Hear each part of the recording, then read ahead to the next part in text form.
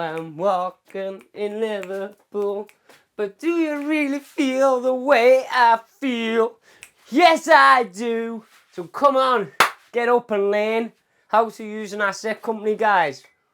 Welcome back to another episode. That was Walking in Sefton. Walking in Liverpool, shall we call it? Walking in Liverpool. Do you really feel the way I feel? Yes, baby. Come on, number one. An asset company. Use their own colour, eh? Goes hand in hand. Hand with a holding company.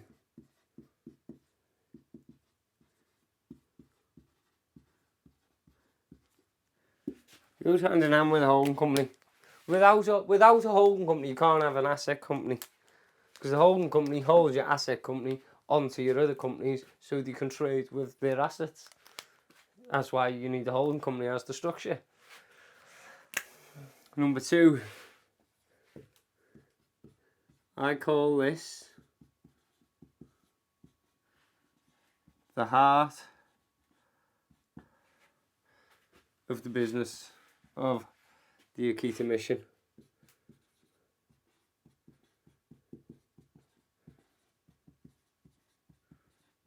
Why? Why do you call it the heart of the Akita mission? Because you have all your IP, your trademarks, everything, your patents, everything goes in here. Anything what is valuable to your company goes in here for the vision of the mission. Legal documents, the law, ownership, everything. Everything is ran through the asset company. If you own a fridge, the asset company own it. Like you go down to a restaurant in the shop, or you go down to your local, say your local country bumpkin pub, what's franchised out.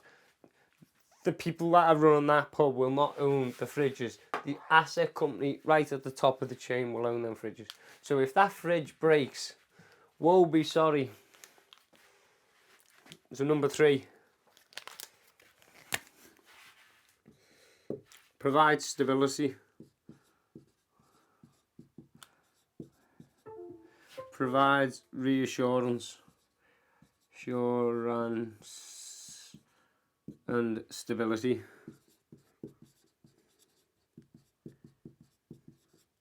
What do you mean by that, reassurance and stability? God forbid, I'm sorry to use this as an example, but when that adrenaline junkie theme park had a mass problem a few years back and poor people walked away legless and stuff, if they didn't use an asset company, that park would be gone like that. That park, because of the structure, the people that sold her the ticket were down here, but the roller coasters on the track were owned up here by that company, which goes across to here, which then goes down to here, and that's why it's just, well, this one's reliable, but this one only had £3 million worth of insurance, but this one's got 30 billion. So how is that right, that I can take a person's legs but can carry on? That is why it's dangerous. That's why they call entrepreneurs crazy but dangerous, because the structures and stuff they can do within the game for the benefit of the long-term economy. Because that theme park should have gone under. That theme park should not be standing, theoretically speaking. If it was ran by a normal company, say like at the local business club I got banned from, if it was one of them clowns in the community running it, that theme park would be gone. Game over for them. Because they don't know what they're doing. It's a horses for courses game. So number four. Number four provides asset protection.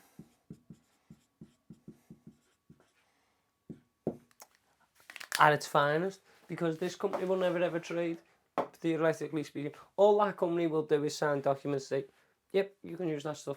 Yep, we give you the rights to use our IP for this sort of purposes. Yes, we use you to do this. Yes, we allow you to do that. Asset protection. they will never ever be trading in the public domain. They wouldn't put themselves on offer to do that because they know better than not. Goddamn better not to. So that rolls on to number 5, as I say. Number 5. It never trades in the public domain. Never trades in the public domain.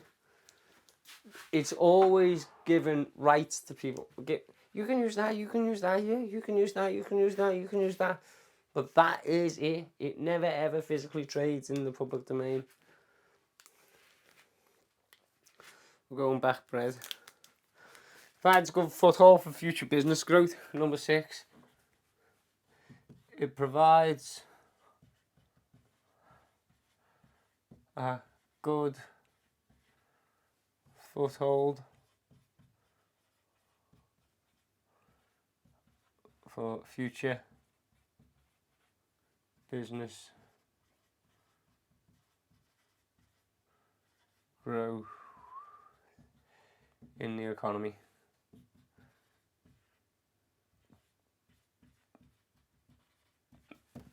Excuse me. It provides good foothold for future business growth in the economy.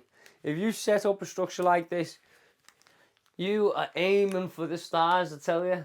If people are setting up companies and structures like this coming from the UK, they have a mission, they have a vision, and they have purpose, and they will not be stopped. Because if you're doing this sort of thing, you are playing the game serious. You are like, well, metaphorically speaking, that secret assassin in them games. You don't even play them because of capacity wasters. Keep telling me nephew from Burnley, get off that Xbox, get off that Xbox. I enjoy it. How's that Xbox going to make you money? How? You tell me how that is. On YouTube. Yeah, well, so you do YouTube 365 days a year, 7 days a week for the rest of your life. That's what you want to do. And I'm not trying to slate them, but I'm just in the economy. I have to use my own family as examples, because my own family probably won't sue me. I hope not. But as I say, it's soul destroying when, like, my brother's always been a gamer, so that's obviously why his kids are gamers. I just don't see the point in them. But, well, it's just a cost of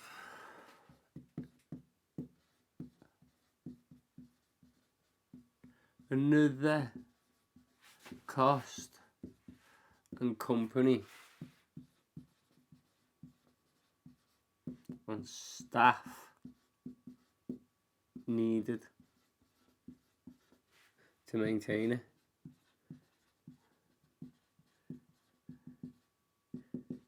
What do you mean by maintain it? Well, if you've got IP in here, this stuff goes out of date. You need people on the ball because your competition will be watching when that's going out of date.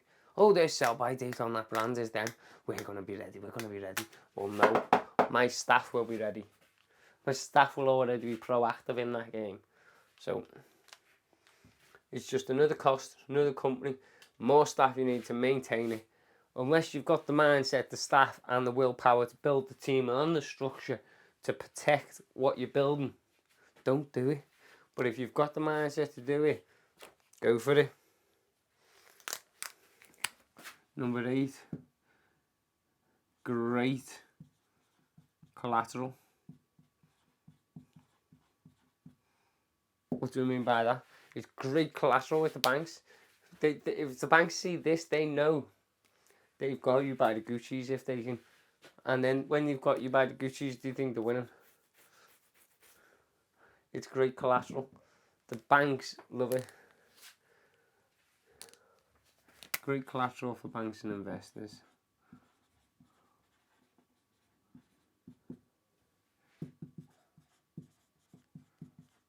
And that's why you need to be careful, because it's all a risk management juggling game, as I say, the whole business game.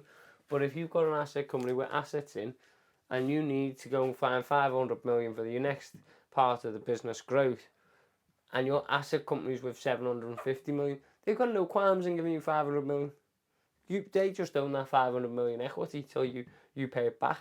So it's, theoretically speaking, then the bank or the investor owns the 500 million pounds worth of assets or shares you've used as collateral till you pay it back. But you've used your asset company to your advantage because you know you're going to pay that back. You know your business is going to grow exponential. You got no qualms in signing that. This is the bit where it gets messy. It makes maintaining equipment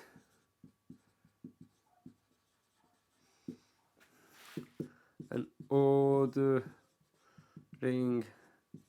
consumables. Oh, it's not consumables, is it? And ordering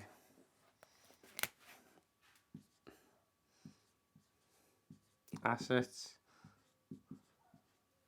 for frontline trade.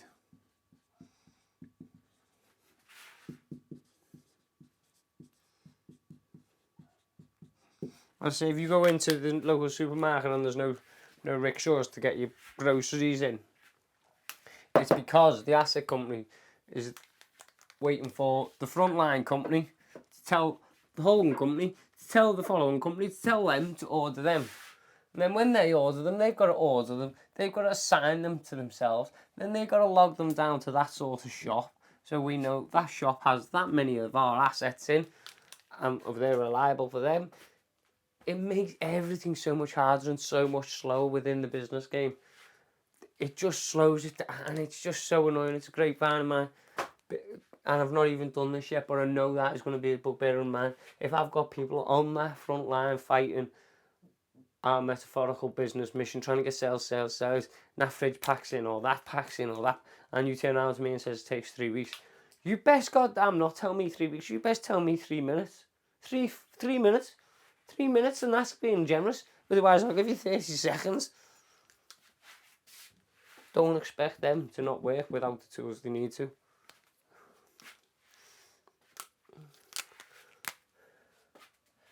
Number 10. It never takes any risks. As I say, it will use loans and collateral and stuff like that, but it will never risk losing its assets completely. It will put itself in a position where it's using its assets as leverage. But if you owe the bank 500 million and they're pressuring you, go, we want it back yesterday, sound, I'll pay the 90 quid and you won't get it back at all. It's a mindset. You can't be bullied. You work together as a team or you don't work at all, type of thing. It's a mindset. It never takes any risks. Number 11. It makes valuation. It makes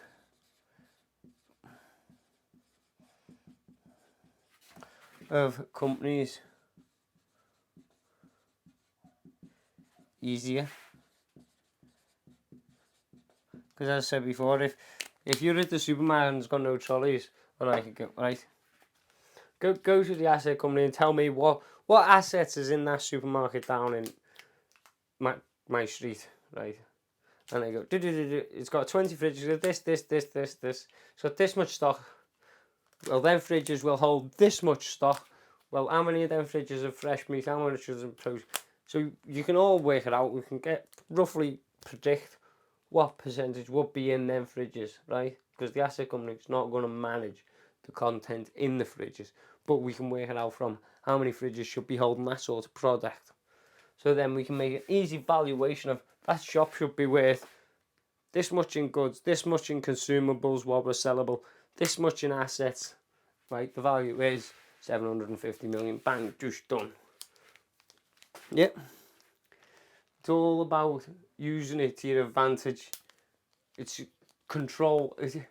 When you say control, it controls the assets within the company and manages them to the company's advantage and benefit. That's what it's there for to do. And that's what it will do. Number 12, it helps with maintenance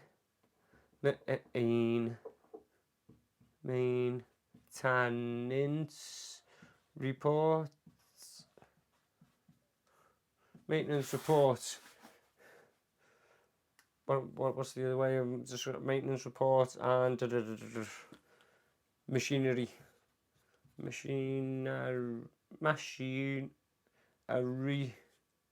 services.